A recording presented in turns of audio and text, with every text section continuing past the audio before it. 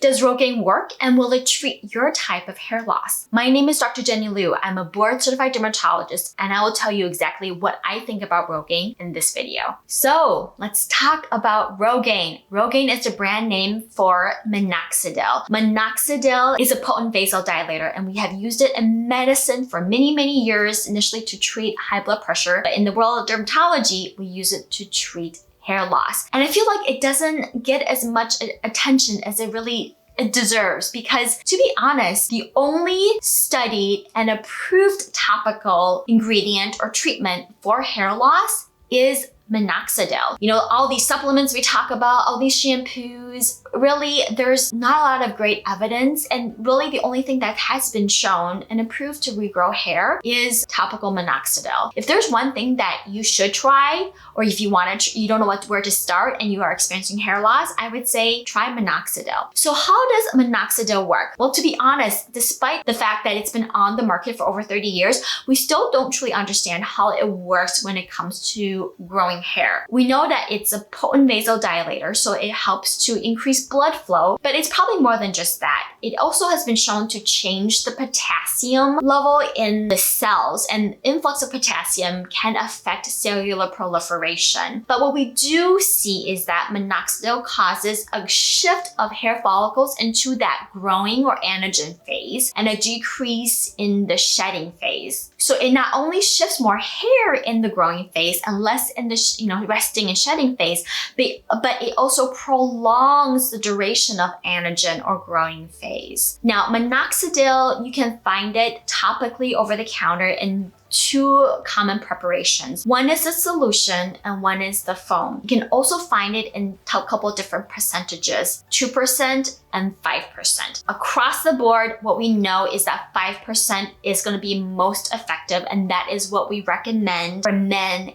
and women. In fact, I tell my patients, get the cheapest 5%, regardless what the bottle is labeled for or what the box is labeled for, whether it's for men and women, because to be honest, for female, the 5% is significantly more expensive than for men, even though it is exactly the same thing. It is safe for men and women. As far as picking the formulation, I think a couple things to keep in mind is solution comes in a vehicle that contains alcohol and propylene glycol. It is usually more affordable, but in some individuals, that preparation can be irritating. And in fact, that is kind of the most common side effect from the solution is scalp irritation. A foam vehicle is commonly seen. I believe you can only find it with the brand name Rogaine, but is a lot more elegant, doesn't really affect the absorption. It's far less irritating, but obviously it is a little bit more expensive. It has a mousse-like texture, and so I actually think it's easier to apply the foam than it is the solution. Few things to keep in mind when you are using minoxidil. Number one, you need to give it at least 6 months of use. And we say you may not even notice any improvement for at least 3 months, because it can take a long time for your hair follicles to shift into that growing phase. In some individuals, they may experience a rapid shedding of hair in the beginning, and that is almost analogous to purging when you're treating acne. And so I actually, when patients experiencing that rapid shedding, even though it's really scary, it's actually, I think in my mind, a sign that the treatment is working, because your hair is responding to it.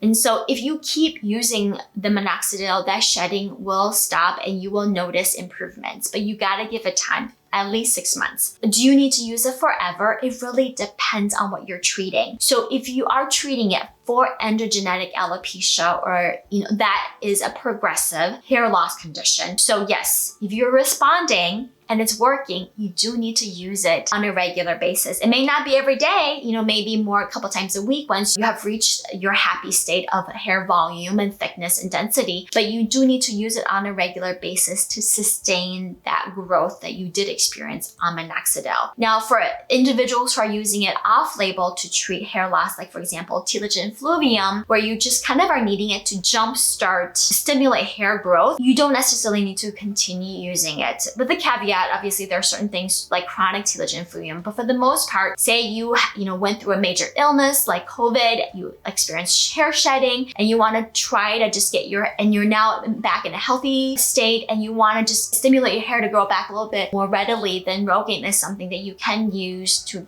just get your hair to grow back. And once your hair is grown back, you most likely can stop, and you're not going to really lose the volume that you have grown on Rogaine. Should I see a derm before using minoxidil myself? Is it necessary? I definitely feel that if you don't have access to a dermatologist, or you're just not able to get in at this moment, but you're experiencing hair loss, by all means, go for it. Give it a try. Keep in mind the things I mentioned earlier. You need to give it time for it to work. And sometimes for certain individuals, Rogaine may be enough, but it may not be. That is one of the common reasons why dermatologists would prescribe oral medications in conjunction to topicals, because it's most frequently what we see in hair loss is not just one thing that you use, but a combination of things really that can work well together as a part of your treatment regimen in growing hair. But everybody responds differently. For some people, topicals work really well, and that's what they like to do. So I say, by all means, give it a try. So those are my thoughts on Rogaine. Have you tried it? Comment below and let me know. You can follow me on Instagram and TikTok. Please give this video a thumbs up and subscribe to my YouTube channel. Until next time.